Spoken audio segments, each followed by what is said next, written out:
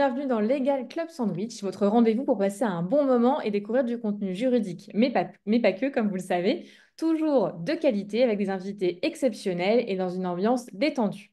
Aujourd'hui, c'est déjà l'émission 77, que le temps passe vite en si bonne compagnie avec Pierre Landy et Lindia Le Sauvage, mes deux acolytes de toujours. Comment ça va, Pierre et Lindia? Ça va très bien, ravi de nous retrouver à nouveau tous les trois et de recevoir aujourd'hui Myriam. On a tellement hâte de parler de tout ça. Ah bah, Et je suis moi, ravie, merci à vous. quand je t'entends parler, Audrey, je pense à cette chanson de Janet Jackson, Funny how time flies when you're having fun. Voilà. Ah, ouais, Waouh, très quel bon choix. démarrage, quel Ah, je suis démarrage. comme ça, je suis comme ça, moi.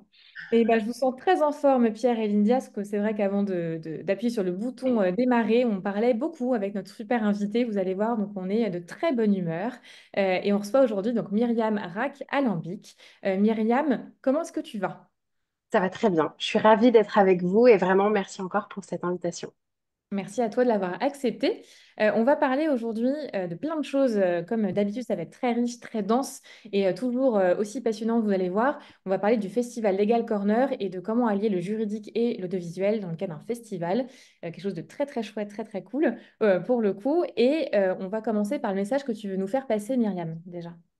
Oui, bien sûr. Le message que j'aimerais faire passer, c'est vraiment que les juristes ont ce pouvoir de faire bouger les lignes, surtout dans un secteur qui est en constante évolution. Et je trouve qu'on répète pas assez que c'est vraiment une force stratégique à part entière dans les structures. Et c'est pour moi extrêmement important voilà, de sortir de certaines images, mais de sortir au sens propre également de son bureau, de son service, et de mettre vraiment l'humain, les rencontres et les discussions au cœur des problématiques juridiques, parce que c'est comme ça qu'on les fait avancer. Peut être qu'à d'accord avec toi, du coup, Myriam. Et Surtout avec qu'on est les cofondateurs du Fleet Network, Audrey, où on engage les juristes à sortir de leur bureau. Donc là, on ne peut pas être plus d'accord On est avec raccord. Bon. toi. On est totalement raccord. Pardon, Audrey. Je t'en prie, Pierre. Et Myriam, avant qu'on rentre encore plus dans le vif du sujet, est-ce que tu peux nous dire qui tu es et te présenter à nos auditeurs? Avec grand plaisir. Donc, je m'appelle Myriam. Il y a 15 ans, j'ai fondé une société spécialisée en droit de l'audiovisuel, donc principalement cinéma, séries, télé, plateforme, publicité, un peu de documentaire et de clips musical aussi. C'est une société que je dirige qui s'appelait Immédiate Clearance et qui s'appelle maintenant Fairplay Clearance.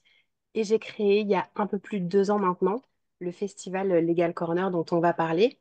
Et je travaille dans le droit de l'audiovisuel après un parcours qui est un tout petit peu atypique par rapport à mes différents confrères et mes différentes consoeurs. C'est que j'ai commencé par des études de prépa économique, une école de commerce dans laquelle il y avait une spécialité juridique qui était très importante et que j'ai choisie pour ensuite faire un master 2 en propriété intellectuelle. Ok. Et tu nous as parlé là de festival, c'est pour ça aussi qu'on parle, que tu es là pour parler de ce sujet, Oui, parce que festival juridique, alors nous et ceux qui nous écoutent depuis maintenant quelques années le savent, on est persuadés qu'on peut faire du cool avec du juridique, d'où la création du Legal Club Sandwich. Mais quand on pense festival, on ne pas forcément à droit. Donc, qu'est-ce que tu oui. peux nous dire sur ce festival? Oui, c'est pas forcément des mots qu'on associe tout de suite ensemble. Et c'est aussi l'importance d'avoir choisi ce terme quand on a nommé notre événement.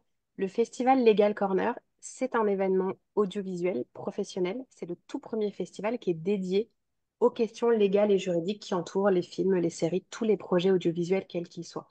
Donc, on a un mélange de rencontres professionnelles extrêmement studieuses, sérieuses, avec beaucoup de réflexions terrain, beaucoup de réponses concrètes à des problèmes concrets qui se posent dans l'audiovisuel. Mais c'est aussi, un peu comme vous, juridique, mais pas que, c'est aussi beaucoup de moments extrêmement festifs, conviviaux, des rencontres, des cocktails, des expositions, des concerts privés, tout un ensemble de choses qui nous tenaient à cœur et qui font qu'on a vraiment tenu à appeler cet événement festival et pas forcément rencontre, séminaire, colloque, qui nous semblait pas coller à l'image détendue et festive que je tenais dans un premier temps et qu'on tenait assez rapidement avec l'équipe à donner à cet événement. Voilà, donc c'est vraiment... Pardon, désolée. Non, non, je voulais justement savoir, Myriam, comment t'es venue l'idée en fait de créer ce festival? Alors nous, dans notre équipe, c'est vrai qu'on a la chance d'assister au cours de l'année à de nombreux événements. On fait des déplacements, on assiste au Festival de Cannes tous les ans, on va au Festival de Sérimania, donc à Lille tous les ans. On va aussi au Festival de la fiction télé à La Rochelle. Et on adore ces déplacements, on adore les rencontres qui s'y font, on adore ce qui s'y passe. Et de manière très concrète, l'idée m'est venue en faisant ma valise pour le Festival de La Rochelle en septembre 2022. Comme ça, vous avez le décor et tous les détails. Et je suis en train de préparer mes affaires. C'est toujours toute une scène très épique chez moi. En même temps, je regarde mes mails. En même temps, je regarde une dernière fois l'annuaire des accrédités pour voir qui sera là, qui je vais croiser. Est-ce qu'il y a des gens avec qui je travaille que j'ai très envie de revoir parce qu'on ne s'est pas vu depuis longtemps? Est-ce qu'il y a des gens avec qui je travaille pas encore, à qui j'ai envie d'envoyer un petit message pour qu'on se rencontre? Et je me fais cette réflexion que je fais à voix haute dans mon salon, parce qu'à ce moment-là, mon mari est présent. Benjamin, j'en parle parce qu'il a un rôle aujourd'hui très important aussi dans l'événement, donc on le retrouvera un peu plus tard. C'est mon côté série, c'est la déformation professionnelle. Et c'est vrai que je lui dis à voix haute, c'est quand même dommage, il y a énormément de boîtes avec lesquelles je travaille beaucoup, mais j'ai une petite frustration parce que c'est jamais mes interlocuteurs juridiques, c'est jamais les juristes qu'on voit, ou en tout cas pas souvent. Et je suis ravie de retrouver les gens que je retrouve, mais quel dommage que ce soit pas ces personnes. Et puis là, en fait, en une fraction de seconde, je me dis, bon, bah, évidemment, c'est normal, il y a quand même, c'est un coût, c'est une organisation. Les festivals, c'est pas juste pour aller voir des séries et des films, il y a quand même un vrai sujet derrière, c'est commercial, enfin, il y a toujours une importance de s'y rendre. Il y a des conférences sur des thèmes extrêmement variés, c'est quand même rarement des thèmes juridiques, même s'il y a toujours un panel, une conférence, notamment avec l'IA en ce moment, qui peut être intéressante pour nos questions. Et je me dis, ça serait quand même génial, un endroit qui justifie que ce soit tous mes contacts que je retrouve, où on a cet esprit, ce bonheur de départ un peu en colonie de vacances, de se retrouver, de passer du temps ensemble, mais autour des questions juridiques. Et Dieu seul sait pourquoi la seconde d'après, je me disais, mais dis donc, il n'existe pas. Est-ce que les nuits sont pas déjà assez courtes?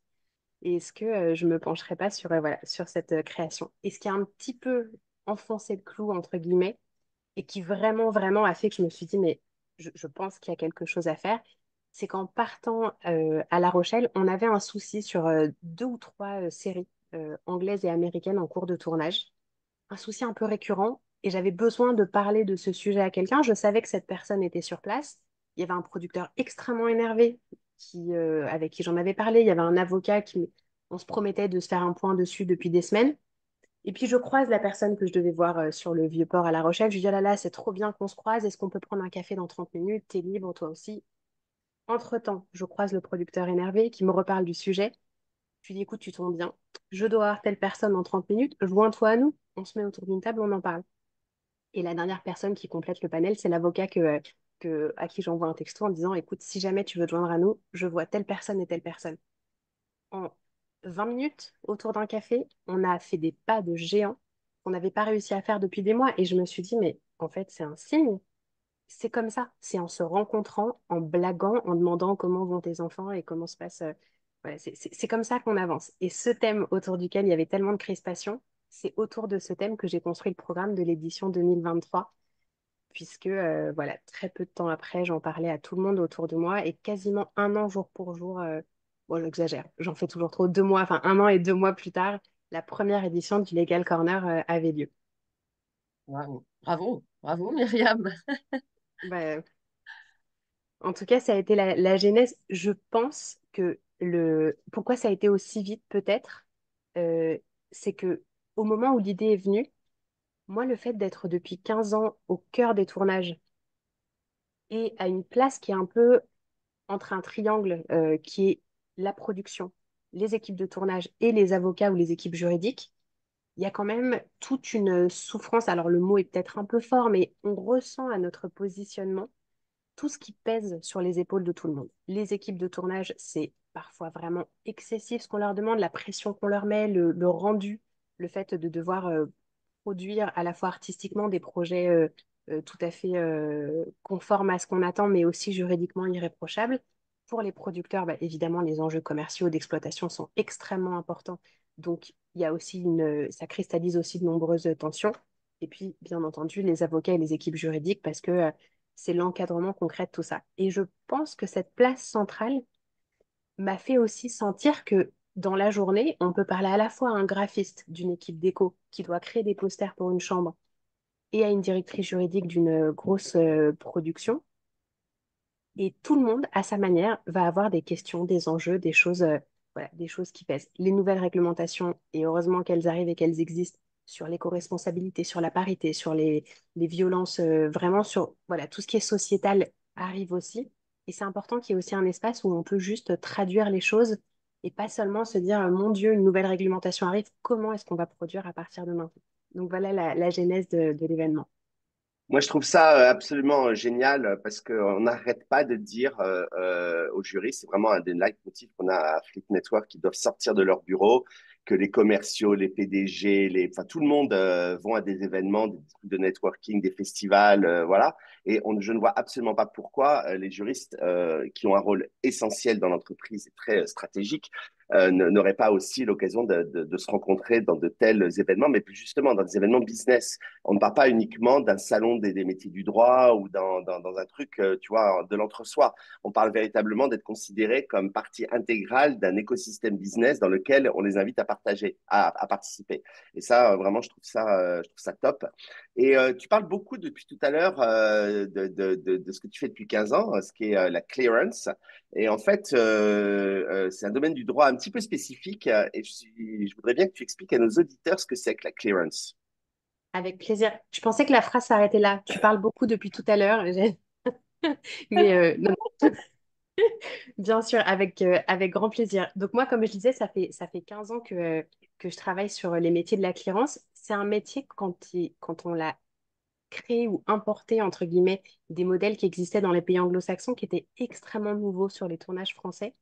Et en fait, la clearance, pour donner une définition globale, c'est vraiment l'obtention des droits de tout ce qui est protégé dans les films, les séries, les œuvres audiovisuelles, donc que ce soit dans les décors, que ce soit parfois un jingle radio qu'on entend. Il y a de la clearance musicale sur toutes les bandes son, même si nous, on ne gère pas l'aspect musical, ça s'appelle aussi la clearance, l'obtention des droits. Donc en fonction des moments, ça peut se traduire par nettoyage. Parfois, j'ai des tournages au Canada qui traduisent ça par nettoyage juridique.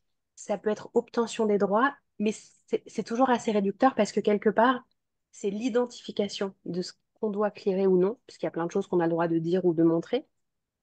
L'obtention des droits, donc retrouver les ayants droit, débusquer les petits-fils, petits-neveux, arrière-petite-fille d'un ou une artiste connue, c'est obtenir les autorisations, négocier les montants, faire toute la partie contractuelle et puis gérer toutes les infos par rapport à la déco, beaucoup de pédagogie, expliquer. Je parle de la déco parce que c'est souvent avec eux, mais en fait, on travaille aussi beaucoup avec les costumes, avec les cadreurs.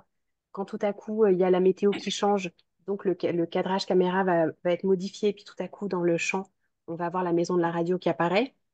C'est pas évident de se dire, oh là là, il va falloir appeler quelqu'un parce que la maison de la radio, c'est moderne, donc il y a un architecte derrière. Cet architecte a un droit d'auteur sur le bâtiment. Nous, ça nous paraît évident, surtout après tout ce temps.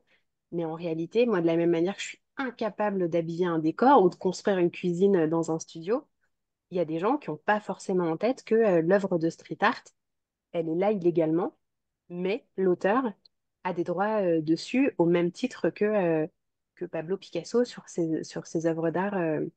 Donc voilà, donc c'est vraiment l'obtention de tous ces droits et ça se cache dans énormément d'éléments que vous ne voyez pas, mais que vous allez voir maintenant dans les films et les séries.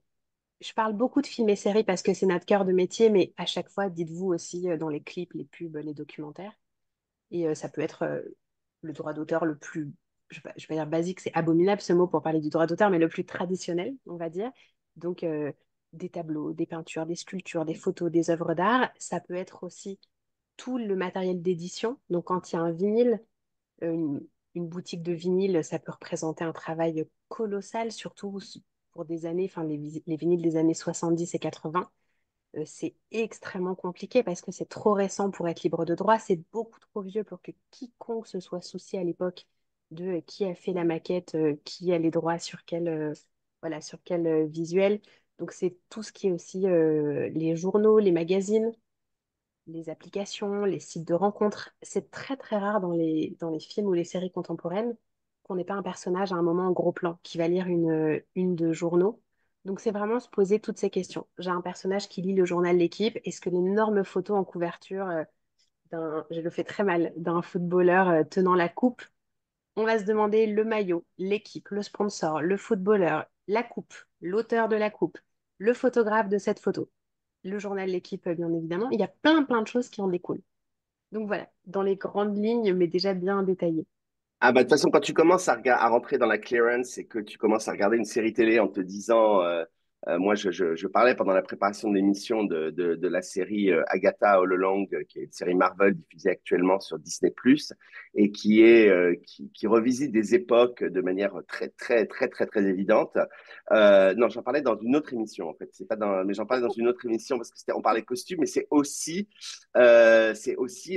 y a un nombre de posters à l'écran, des jeux de société, enfin, c'est incroyable le nombre de références qu'il y a pour te plonger immédiatement dans l'époque dans laquelle ils veulent t'amener. Ouais. Et effectivement, en tant que juriste, je ne vois que ça, je ne vois que la clearance, je ne vois que le travail de clearance qu'il y a dû avoir pour quelqu'un comme toi aux États-Unis. Et voilà, et moi, ça me rappelle au début de ma carrière, lorsque j'ai commencé à Disneyland Paris en tant que juriste junior, j'étais en charge notamment des clearances de Lucasfilm, parce qu'à l'époque, Ah oui. Lucasfilm n'appartenait pas à Disney.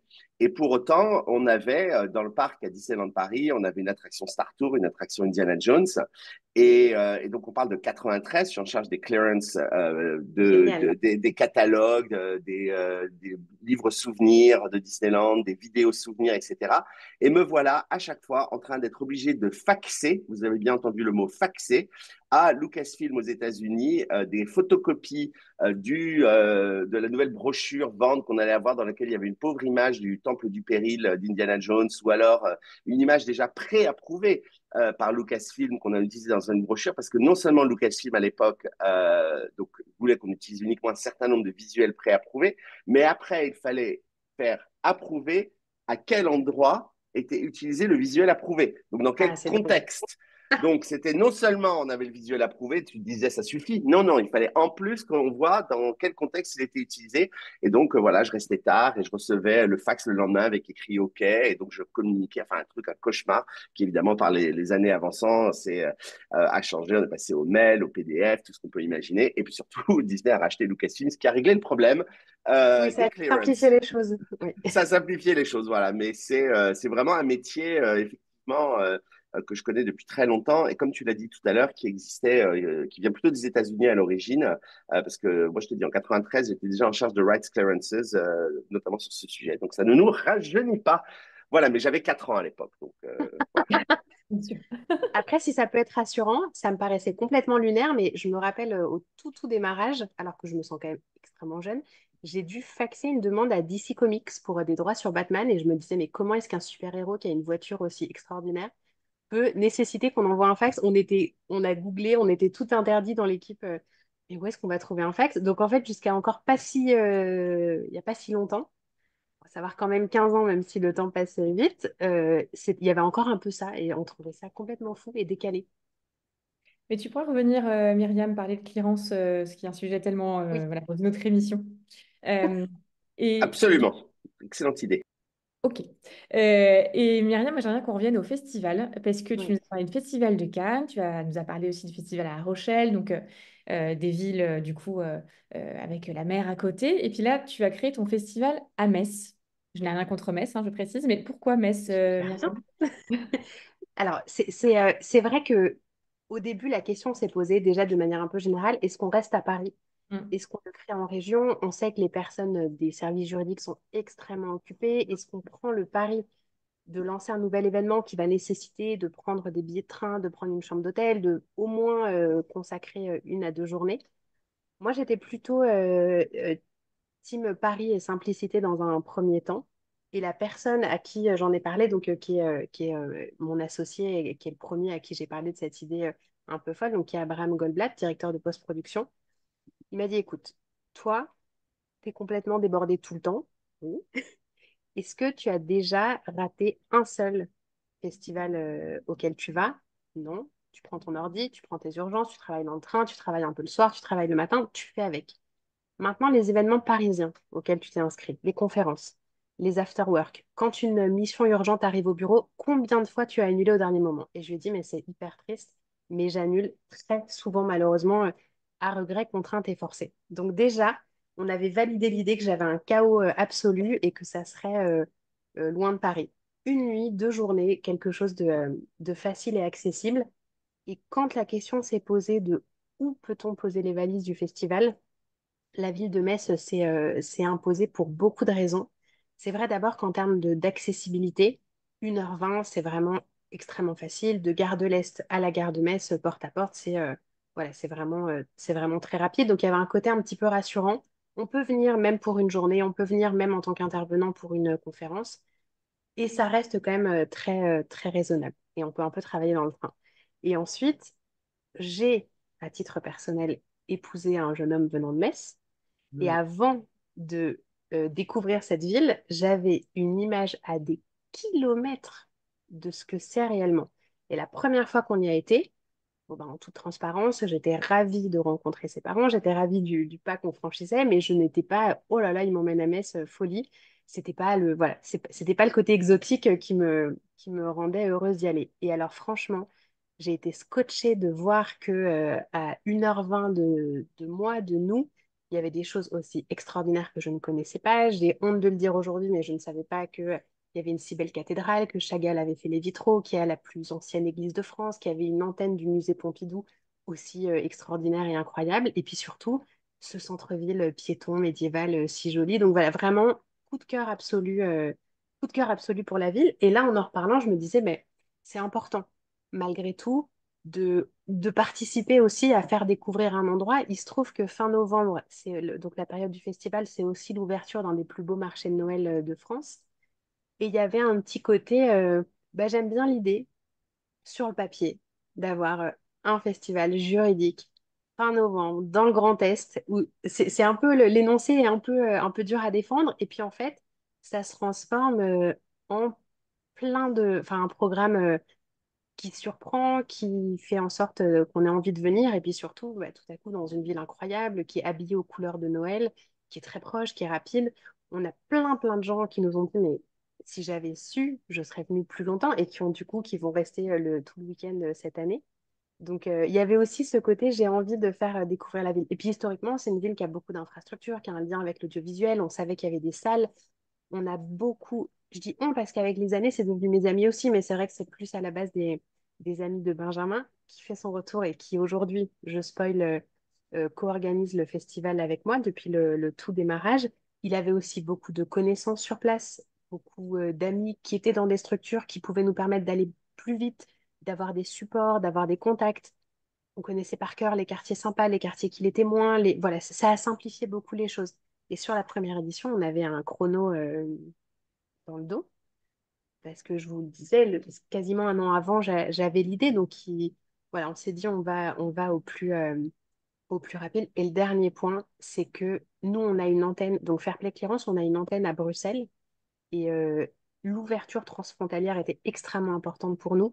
On se disait, il y a une francophonie entre le Luxembourg, entre la Belgique, la France, la Suisse. Il y a vraiment une francophonie des tournages. On n'est pas encore équipé, on est trop jeune pour penser à parler dans d'autres langues, mais en tout cas, cette ouverture de la région Grand Est sur l'Europe, en tant que seule région en France qui a 4 frontières, on trouvait ça génial. Donc, tout concordait pour Metz. Et juste, quand est-ce que c'est la prochaine édition? La deuxième édition? Elle approche au fur et à mesure que mes cernes sous les yeux grandissent et ça sera les 21 et 22 novembre 2023. Donc jeudi et D'accord. vendredi. Ok. On vous Ça mettra dans approche. le descriptif du post le lien vers évidemment le Festival Legal Corner et on pourra taguer l'Office du tourisme de Metz qui, je pense, a gagné encore plus C'est Exactement. de touristes c'est de- exactement, grâce c'est à toi. exactement ce que je pensais. Je pense que tu nous as bien vendu la ville de Metz, Allez, du coup. le Grand Est.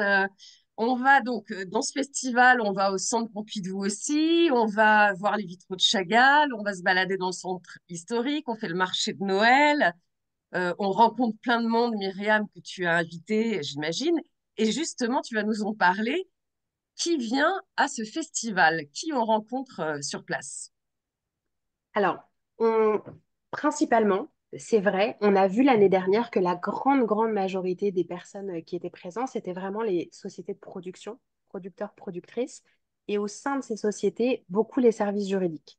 Mais pas seulement, on a aussi les services de coordination de production, on a On avait des équipes de tournage. C'est toujours un peu plus compliqué parce que c'est dur d'anticiper. Pour des gens du tournage, c'est souvent des intermittents qui ont des projets qui arrivent quand ils arrivent. Donc c'est très dur 6 mois avant de pouvoir prendre des billets pour s'organiser. Mais en tout cas, on avait des sociétés de distribution, production, diffusion, beaucoup de chaînes de télé, de plateformes, des producteurs et des avocats, des cabinets. Il y avait aussi des gens qui sont compositeurs, compositrices, auteurs, autrices, des agents artistiques. Voilà, il y avait vraiment tout type de profil. On avait sur la première année une majorité de producteurs et productrices. Et sur scène, donc du côté des intervenants, c'était extrêmement important pour nous de ne pas avoir que des gens du droit. Parce que c'est important de se dire, Audrey en parlait tout à l'heure, l'idée n'est pas, et c'est Pierre, pardon, qui en parlait tout à l'heure, de se retrouver entre gens du droit pour parler, pour théoriser, pour parler doctrine. En fait, il y a quelque chose de très concret qu'on a très vite voulu donner à cet événement. C'est que des gens de partout, donc ça peut être un ou une chef d'éco, une créatrice ou un créateur de costumes, qui a des questions, qui a des enjeux, qui a des choses qui reviennent dans son quotidien, assistent a les réponses concrètes, et repart en sachant comment appliquer les choses, quels sont les points de blocage, quelles sont les bonnes personnes à contacter en cas voilà, en cas de rencontre de ces choses, donc de ces problèmes. Et c'est vrai que j'aime bien l'idée qu'on ne parle pas de sujets qui touchent des gens sans qu'il y ait ces gens-là. Donc, pour vous donner un exemple concret, parce que c'est un peu abstrait ce que je vous dis, on avait une thématique l'année dernière qui a été extrêmement appréciée et puis qui était vraiment un sujet qui est crucial sur les tournages aujourd'hui, qui était le fait de parler de la difficulté de tourner à l'extérieur. Donc, on avait un thème un peu euh, monument, street art, est-ce qu'on ne pourra bientôt plus tourner en extérieur? C'était une formulation un peu provoque pour parler de toute cette difficulté de parfois tourner chez nous en France. Alors, en tant que spécialiste du droit d'auteur, je suis extrêmement heureuse que la liberté de panorama qui s'applique dans beaucoup de pays soit pas appliquée chez nous. Et c'est extrêmement important, bien évidemment, que l'auteur d'une sculpture, l'architecte d'un bâtiment soit reconnu en tant qu'auteur. Mais c'est vrai qu'on a assisté à certains moments à une montée de la psychose, de la panique, de la paranoïa, parce qu'on avait des demandes de régularisation sur des éléments visibles dans le champ de la caméra qui étaient parfois extrêmement petit, peu aperçu. Et ça a cristallisé beaucoup de sujets, de questionnements, d'appels, de plaintes. Enfin voilà, il y avait un moment ce thème. Et parler de ça sans avoir un producteur ou une productrice, quelqu'un d'une équipe de tournage, une représentante de l'attractivité du territoire, du CNC, parce que quelque part, on fait beaucoup d'efforts pour accueillir les tournages dans ce beau pays qu'est la France. Chaque blocage juridique est un frein au fait d'accueillir des tournages. Il y avait aussi quelqu'un des VFX pour parler aujourd'hui de ce que ça représente en budget et en difficulté de retirer une tour de la Défense ou de retirer une tour Montparnasse du panorama avec l'IA, la facilité encore plus incroyable que ça va être. Il y avait évidemment une société de gestion des auteurs parce que, encore une fois, le droit d'auteur est extrêmement important et on le soutient et on le soutiendra toujours, tout en gardant la mesure pour que tout le monde s'en sorte.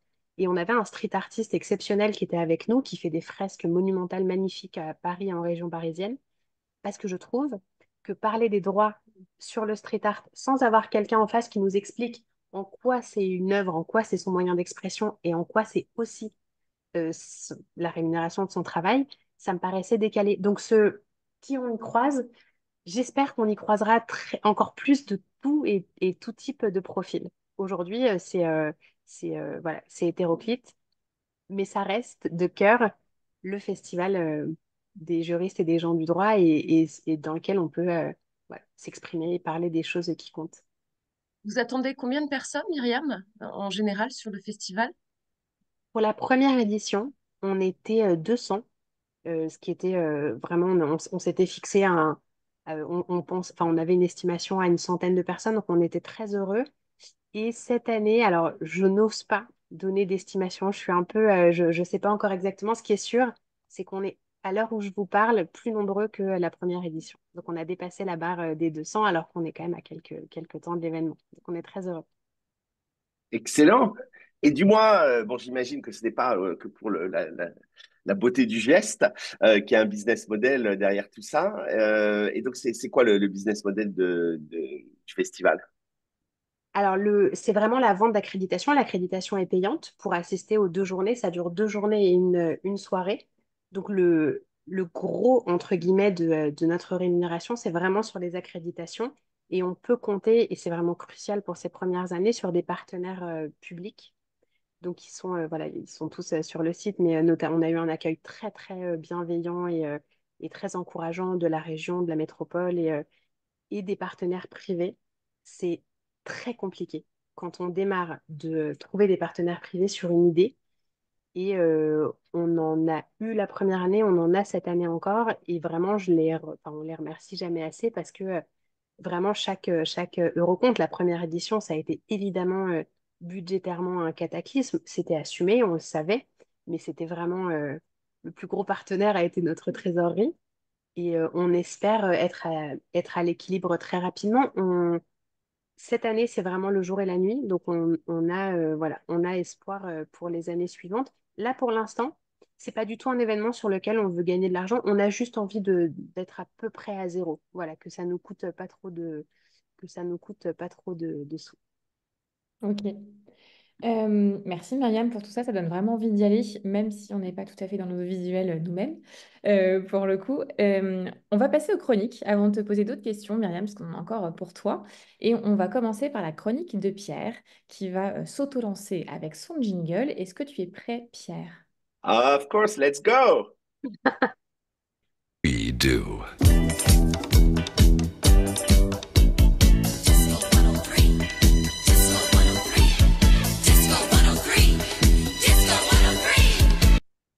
On adore, on est au taquet.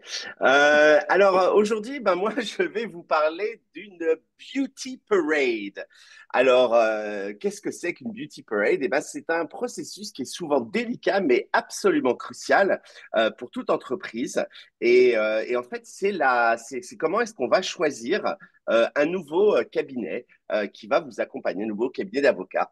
Alors, ce terme qui est emprunté à la finance, ça désigne finalement la mise en concurrence de plusieurs cabinets pour un mandat spécifique. Et moi, je vais vous donner 5 conseils essentiels pour que cette sélection se fasse d'abord de manière méthodique, vous savez que je suis très organisé, mais surtout de manière optimale. Alors, conseil numéro 1, eh bien, ça paraît une évidence, définissez vos besoins et vos priorités. Avant même de solliciter des cabinets, une introspection s'impose.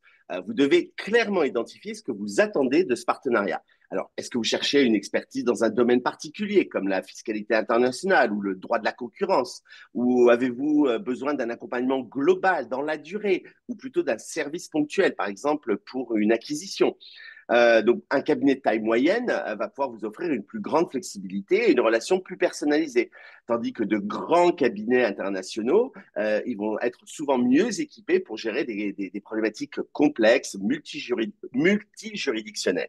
Donc, n'hésitez pas à bien réfléchir en amont à ce dont vous avez besoin. Prenez en compte votre budget, parce que, bien évidemment, you pay peanuts, you get monkeys. Je vous laisserai la traduction. Et les critères de localisation géographique si ça est pertinent. Donc, cette étape est cruciale car elle vous permettra de mieux structurer votre appel d'offres et sélectionner les cabinets alignés sur vos attentes. Plus vous êtes précis dans votre brief, plus vous éviterez les mauvaises surprises par la suite. Point numéro 2, préparez-vous à poser les bonnes questions. Lors des entretiens avec les cabinets, ne vous limitez surtout pas à des questions techniques.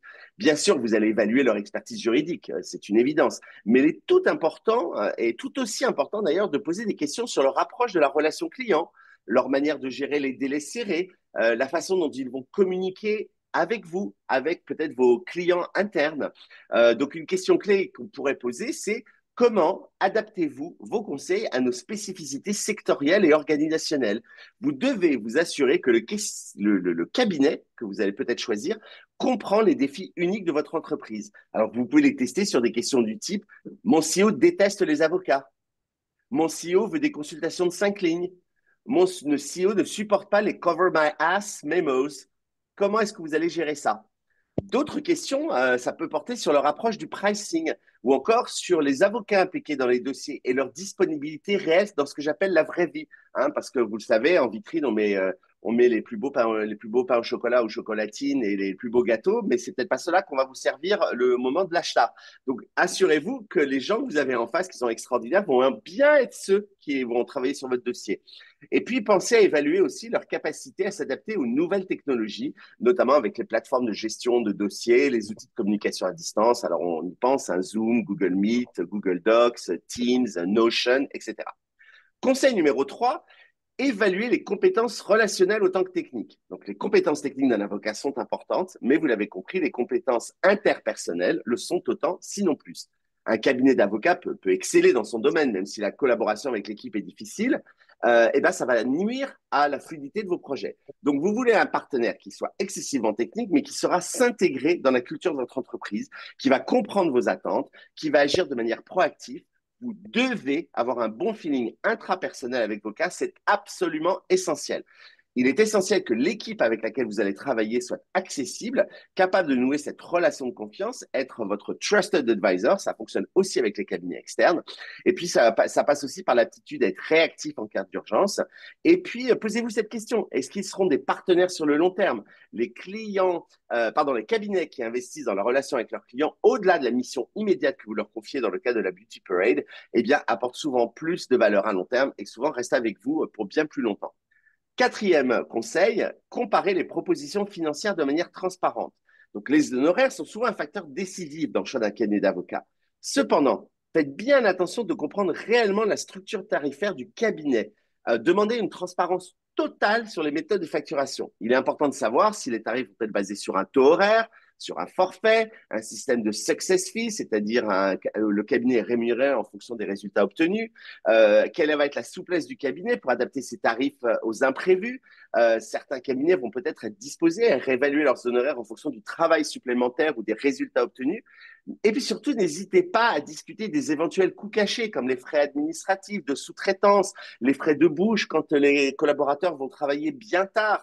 Exigez que tous les coûts soient connus à l'avance et vérifiez aussi, ça c'est très important, leur capacité à vous facturer de manière mensuelle pour une bonne gestion du dossier ou de s'intégrer à vos outils de facturation, Serengeti, Simple Legal, Coupa, etc.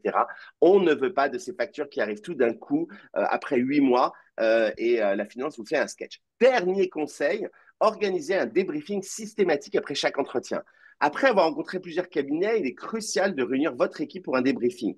Recueillez les impressions de chacun, dressez un tableau comparatif des forces et des faiblesses de chaque cabinet. Ce processus va vous aider à garder une vue d'ensemble. Si jamais le dossier pour lequel vous organisez une beauty parade est essentiel pour votre CEO ou les fondateurs, par exemple vente de l'entreprise, assurez-vous que eux aussi aient la chance de les rencontrer et de valider votre choix. Ça vous évitera des potentiels soucis par la suite. Il peut être utile de demander des références au cabinet pour valider tout ce qu'ils vous ont dit. Donc, n'hésitez pas à prendre contact avec d'autres entreprises ayant travaillé avec eux, afin d'avoir un retour d'expérience direct sur la qualité de leurs prestations. Utilisez votre réseau, on y revient, pour poser des questions sur leurs prestations et assurez-vous de bien analyser, je le redis encore, la compatibilité culturelle entre votre entreprise et le cabinet en question. Vous recherchez un partenaire de confiance pour le long terme, pas juste une solution ponctuelle. En conclusion, choisir un avocat ou nouveau cabinet, ça ne se fait pas à la légère. Grâce à ces 5 conseils, vous pouvez structurer vos beauty parades pour les rendre efficaces, garantir que le cabinet soit le meilleur allié juridique de votre entreprise. Prenez le temps de faire ce processus avec rigueur, cela pourrait faire toute la différence dans la qualité de votre collaboration future. Merci beaucoup, Pierre, pour cette grande chronique, du coup. 8 minutes. Non, non. On t'embête Pas parce du que... tout. Pas Ah, du tout. 6 minutes 26. Non, parce que maintenant, j'en suis là, chers auditeurs. J'en suis là, c'est que je suis challengé sur la longueur de mes chroniques et je peux vous garantir que quand Lydia va prendre la parole, je vais activer mon chronomètre. Non, mais on en Non, est là. On en non. est là. Ah bah si. Ah bah si. D'ailleurs, Lydia, je lance ton jingle et je lance ton chrono. Attends, Non, attends, mais, bouge pas, je non, suis mais prête. Moi aussi, je vais lancer mon chrono. non, mais je suis victimisé. Il n'y a que des femmes dans ce Legal pour le Club Sandwich. Venez à ma rescousse, messieurs, mesdames. Allez, jingle de Lydia. Messieurs, surtout.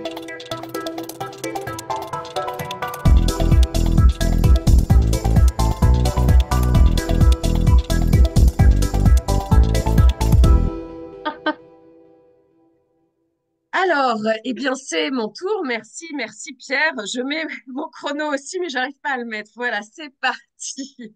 Alors aujourd'hui, tout comme Myriam, moi, je vais vous parler d'un sujet passionnant et pourtant souvent méconnu, en fait. c'est l'influence des biais cognitifs dans la communication.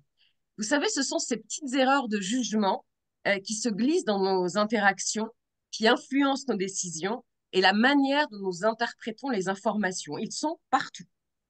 Les biais cognitifs, en fait, ce sont des raccourcis mentaux que notre cerveau utilise pour simplifier la prise de décision.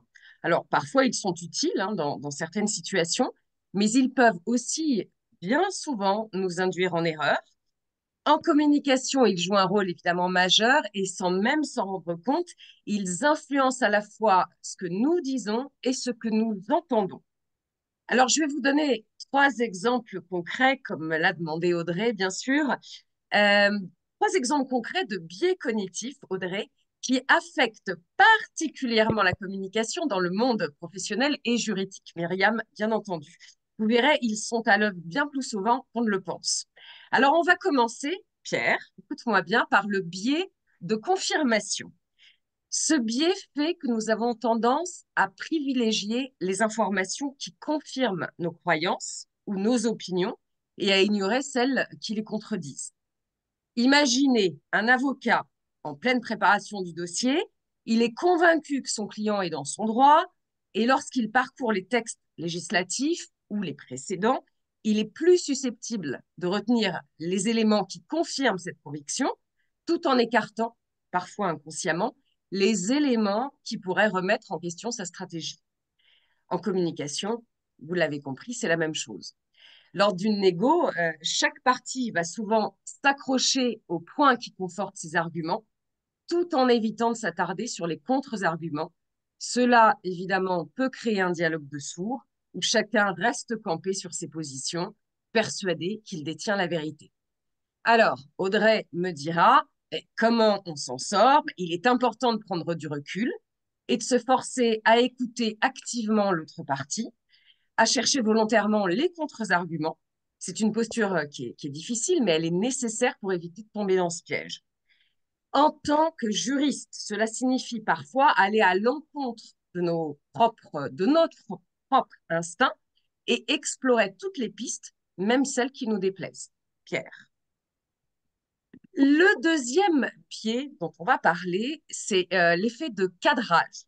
Alors, vous savez, c'est la manière dont une information est présentée qui influence notre perception de cette information et cela peut faire une énorme différence dans la façon dont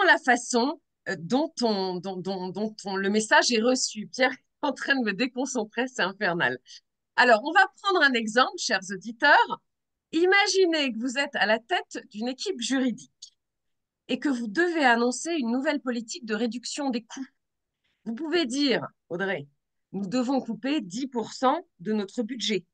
Ou nous allons dire, tu vas dire, Audrey, nous allons maintenir 90% de nos ressources pour assurer nos priorités. Le contenu est identique, mais la manière dont il est formulé change totalement la réaction émotionnelle. Le premier énoncé, Audrey, ça évoque la perte et peut générer de la peur et de la résistance, tandis que le second, en insistant sur ce qui reste, a une connotation plus positive et rassurante. Dans le domaine juridique, cela se voit aussi dans la présentation des faits. La manière dont une affaire est exposée à un juge ou à un client peut modifier leur perception des risques ou des enjeux. C'est pourquoi en communication, le choix des mots et la manière de présenter les choses sont essentiels. Enfin, Myriam, on va parler maintenant de l'effet d'ancrage. C'est le troisième.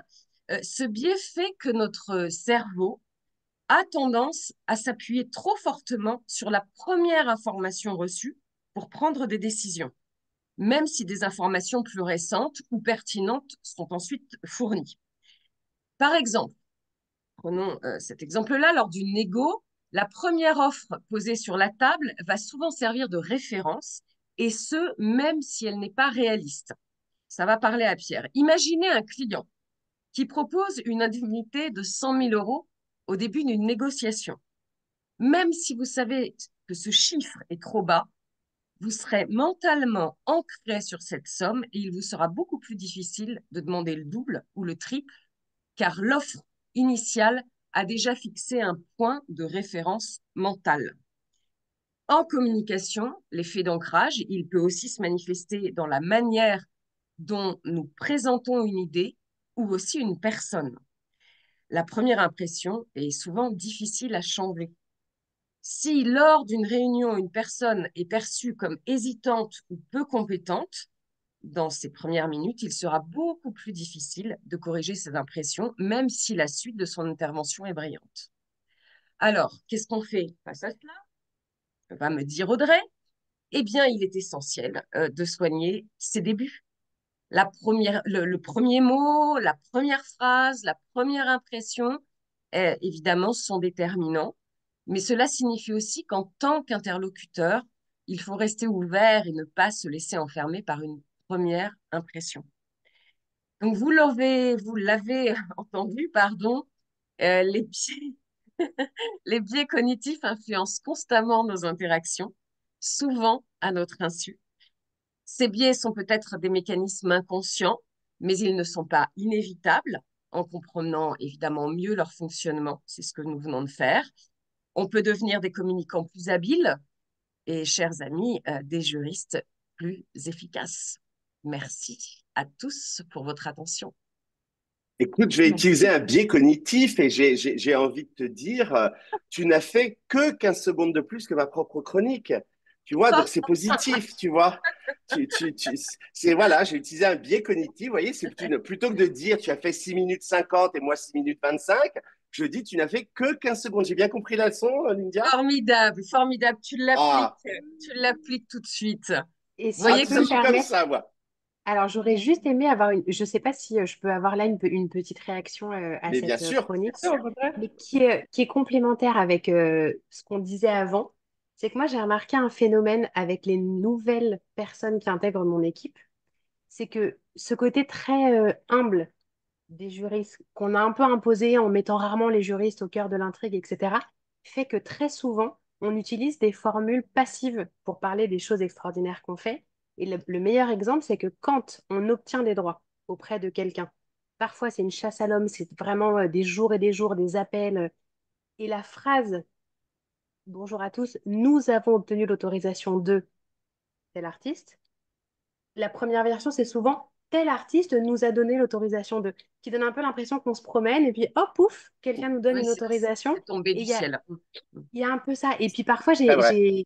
j'ai du mal à leur dire, c'est important. Après tout le travail que vous avez fourni, que vous disiez, nous avons obtenu l'autorisation de un tel, et ça paraît rien, mais je trouve que dans la perception que la personne a, Bien sûr. voilà. Et c'est peut-être une déformation de ce qu'on nous a toujours un peu appris à être, c'est-à-dire, ouh là là, c'est pas nous, on n'a pas fait des choses merveilleuses. Donc c'était pour compléter un peu ce. C'est tout à fait ça. C'est un biais cognitif, effectivement. Et l'exemple est excellent et ça vaut d'ailleurs pas que pour les autorisations. Le contrat a été signé. Non. Ah, ah, nous avons obtenu la signature du contrat. Ouais, Oui, ouais. ou a été rédigé. Oui, c'est vrai. Ouais, nous avons le Pour, contrat, c'est pas déplacé tout seul chez le copartenaire. Il s'est pour la signé et il est modique revenu. somme de 3 petits points. Absolument, très bon conseil, Myriam. Et merci, Lindia. Merci. Audrey, tu avais une Vous en question, je prie. crois. Tout à fait. Et merci Nidia et Pierre pour ces superbes chroniques, du coup, comme d'habitude. Pour ceux qui ne connaissent pas l'émission, pour le coup, comme vous pouvez voir, on est vraiment très, très détendu, hein, pour le coup. Surtout aujourd'hui, on est particulièrement en forme.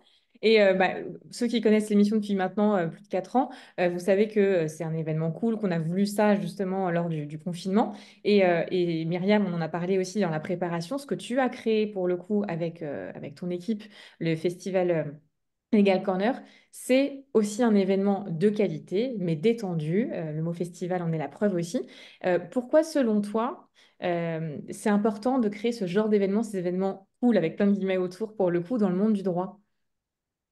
Alors, déjà, c'était pour donner envie, parce qu'on en parlait tout à l'heure, j'étais bien consciente que sur le papier, Festival du droit, bon, bah, même pour des gens comme nous qui sommes complètement fans démentiels de ce qu'on fait, on n'a pas non plus envie directe de prendre son billet. C'était important de, voilà, de donner envie, de faire que ça soit attrayant, que ça soit complet. Et puis, bah, c'est vrai que enfin, je trouvais ça bien que le festival soit à l'image des gens qui le composent. C'est qu'on peut aimer des matières un peu denses, un peu strictes, parfois dans des secteurs qui sont pas toujours aussi sympas que l'audiovisuel, qui est effectivement un secteur qui est un peu plus paillette et un peu plus vivant que certains aux yeux du grand public. Mais on peut aimer ces sujets un peu sérieux et un peu stricts sans être des personnes complètement lugubres, ennuyeuses. Et je trouvais pas que c'était antinomique. Et en fait, on a toujours fait les choses à notre image, à l'image de notre équipe. Je pense que la société enfin, que j'ai créée, je lui ai un peu insufflé de mon identité. Et ce festival, il a beaucoup de mon identité aussi. C'est-à-dire que j'adore parler de droit, j'adore écouter des sujets intéressants. Mais clairement, quand ça s'arrête et qu'on se dit on va boire un petit verre, je suis clairement en tête de peloton. Et puis c'est important voilà, de se retrouver. Enfin, les gens avec qui on travaille, c'est extrêmement important de les voir dans un autre cadre. Sincèrement, vous avez, je pense, toutes et tous déjà fait cette expérience, le avant et le après la rencontre avec quelqu'un avec qui on travaille. Ces gens parfois impressionnants, parfois froids, parfois les liens sont compliqués, bah, tout à coup on se rencontre et les choses sont totalement différentes. Donc en fait, il y avait un côté, je ne veux pas attirer que les juristes. Et avec du droit, euh, comment est-ce qu'on va faire en sorte que tout le monde se sente concerné, tout le monde ait un peu cette envie de venir. Alors, je sais bien que on a beau tout faire pour avoir des musiciens, des DJ, des choses géniales dans le programme. Si on a vraiment zéro intérêt dans le droit, on choisit un autre week-end pour venir à Metz. On y va, mais on choisit un autre week-end. Mais pour moi, c'était important voilà, que le programme ressemble aux gens cool que sont les juristes, malgré leur image, et puis puisse donner envie à des gens qui ne le sont pas. Vous savez, moi, je me suis rendu compte au démarrage que toutes les soirées de tournage, par exemple, alors je me faisais un point d'honneur à beaucoup participer, mais aussi parce que je parlais de Disneyland de Pierre tout à l'heure, pour des juristes, un tournage, des célébrités, une soirée de tournage, il y a quelque chose d'un peu Disneyland. Clairement, voilà, il y a un peu ça, mais c'était aussi important de parler les yeux dans les yeux à des personnes à qui on avait dit t'appelleras l'équipe de clearance et qui avait vraiment envie de sombrer en dépression juste en pensant à ce coup de fil. Et quand tout à coup on a des gens un peu frais, énergiques, sympathiques qui disent mais c'est important, fais-le parce que sinon ce que tu vas créer, tu ne pourras pas l'utiliser et que tout à coup il y a ça qui se crée. Mais le lendemain, on a un appel et il nous parle des choses et il nous explique tout et ça dégoupille je pense que ça dégoupille un truc. Donc voilà, c'est pour ça qu'il fallait un événement cool et puis parce que, vous Et l'avez puis, on dit, va les pas se juristes. mentir, hein, Myriam, ceux qui restent les plus tard à danser sur le dance floor, c'est souvent les juristes. Donc, on Mais arrête avec évidemment, cette image. Moi, évidemment, combien de fois dans évidemment. des soirées Yahoo, les derniers à partir et à rentrer, c'était l'équipe du juridique. Donc, voilà. Oui. Lydia, tu as une dernière question, je crois. Non, je trouve que la boucle est bouclée quand tu racontes ça, Myriam, parce que tu parlais justement de l'idée qui t'est venue quand tu es partie au Festival de La Rochelle et tout ça, et que tu as vu en réunissant le temps d'un café, j'imagine, devant les bateaux à La Rochelle, et que enfin tout s'est dénoué en fait dans la problématique que tu avais à ce moment-là. Vous étiez dans un moment informel, ailleurs, hors cadre. Et je trouve que hors cadre, moi je suis complètement alignée là-dessus, hors cadre, il y a des choses qui se passent. C'est pour ça que d'ailleurs, je fais des formations dans un théâtre hors cadre, parce qu'il ne se passe pas la même chose que dans un bureau enfermé dans une salle de réunion. Et ça, et je trouve qu'avec, depuis cette histoire du Covid, où maintenant les gens, enfin, il y a beaucoup de télétravail et tout ça, on est tous très enfermés, c'est d'autant plus important d'avoir des moments, des lieux où on se réunit, informels, comme Pierre aime bien le dire aussi, c'est là où tout se passe. Et on dit toujours d'ailleurs au Festival de Cannes, on sait qu'il y a nombre de contrats, une multitude de contrats qui sont signés, c'est pas pour rien. Enfin, voilà, Absolument. c'est des moments assez magiques, assez dingues et qui sont nécessaires en fait. Et c'est hors cadre, mais j'ajouterais aussi que c'est hors du temps. C'est Oui, on souffre tous énormément de surcharge professionnelle, personnelle. Enfin, on court après le temps. Et quand tout à coup, on se figure donc, bah, qu'il y a 2 journées pendant lesquelles on se consacre à un événement et on s'organise d'une certaine manière, on a un petit peu moins le chronomètre personnel qui joue parce qu'on est loin de chez soi, parce que le temps joue différemment. Bah, tout à coup, un café qu'on accorde à quelqu'un qui est tellement difficile à caser dans une semaine, enfin voilà, dans une semaine très pas. traditionnelle, Ouais. tout à coup, on a un peu le temps. Et hors temps et hors cadre, c'est un bon match, du coup. Créons des festivals. Legal Club Sandwich, tiens, d'ailleurs, on va peut-être en créer un. On Qu'est-ce que aimerait vous en bien. pensez? Ou un atelier Club Sandwich au Legal Corner, ça peut marcher, hein. Ah, attention, tu sais, ben voilà, voilà une Et, idée. euh, et tu sais, après, comment recruter vos nouveaux juristes, comment mener une équipe, comment prendre la Bien prise de sûr. parole en public. Nous, on est à Metz, hein, les trois là, hein, Ah, Ah ben, pour nous, venir on animer vient, des ateliers Myriam. là. On vient, le eh club ben, sandwich se génial. déplace. Je suis On, sérieuse. Si on Et s'en sort pas trop mal cette année, le rendez-vous est pris pour 2025. 2024, on est là.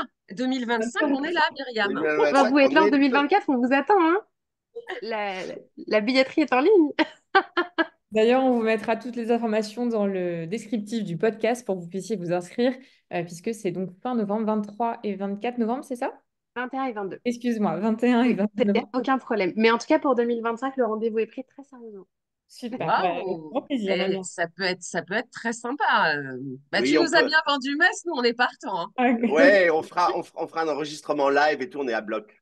Ah ouais, Très, ah très bien. oui. Avec, voilà, on est partis, nous, déjà, hein, Myriam. Là, tu nous as Oui, oui, encadrés non, mais vraiment bien. Allez, marché de complètement. Noël, la totale, allez hop. Les moon boots, le chapon, Le vin chaud. Moi, je te fais le un vin coaching chaud. pour tes intervenants qui vont prendre la parole face à tous tes festivaliers. On est Euh, bon, Génial. on est parti. On est on est parti. OK. Audrey Eh ben, recrute. Enfin, nous, on est là. On est au taquet. Myriam, tu n'aurais jamais dû nous dire ça, puisque nous n'avons pensé qu'à ça pendant un an. Je suis ravie. En Quand tout te cas, reverrai-je, pays merveilleux. Bon, allez, c'est bon, on arrête. c'est temps Audrey, pour qui on nous de accueille rendre là? de l'antenne, exactement. Déjà, je voulais remercier Myriam d'avoir du coup pris du temps pour nous expliquer tout ça. C'était passionnant et j'espère que ça aura donné envie à nos auditeurs d'en savoir plus sur la clearance et devenir au Festival Legal Corner. Comme je vous le disais, on Clairement. va vous mettre toutes les informations dans le descriptif du podcast. Et merci d'avoir partagé cette passion que tu as pour tous ces sujets. Et en effet, la prochaine fois, nous allons recevoir Jean-Pierre Soulier qui va nous parler de procrastination. C'est bien ça, Linda? C'est tout à fait ça. Jean-Pierre, qui est coach et qui a écrit un bouquin fascinant sur la procrastination, un sujet qu'on connaît tous, hein, le fait de remettre au lendemain ce qu'on peut faire aujourd'hui. Et donc, il va nous parler de ça et de l'analyse qu'on peut en faire, ce comportement. C'est un comportement, et puis surtout nous donner tout un tas de trucs et astuces pour essayer de comprendre pourquoi on le fait et comment on peut se débarrasser de ce syndrome terrible qu'on connaît tous. Voilà, oui, il y a de grandes chances que beaucoup de gens soient intéressés par ce genre de conseils. Donc, on sera au rendez-vous. Merci en tout cas, Pierre et Lindia, et un grand merci, Myriam. C'était un super moment pour nous aussi, et j'espère que toi également. Voilà. Un immense merci. Vraiment, c'est super de m'avoir accueilli et j'ai adoré ce moment partagé. Et ben, merci beaucoup, Myriam. Merci à tous, et on se Merci dit à Myriam. très bientôt dans les Gay Club Sandwich. Et c'est Et c'est le jingle de pas le fin, jingle. absolument. Let's go. À bientôt. Merci, merci, Marianne. À bientôt tout le monde. À bientôt. See the mommy won't stay.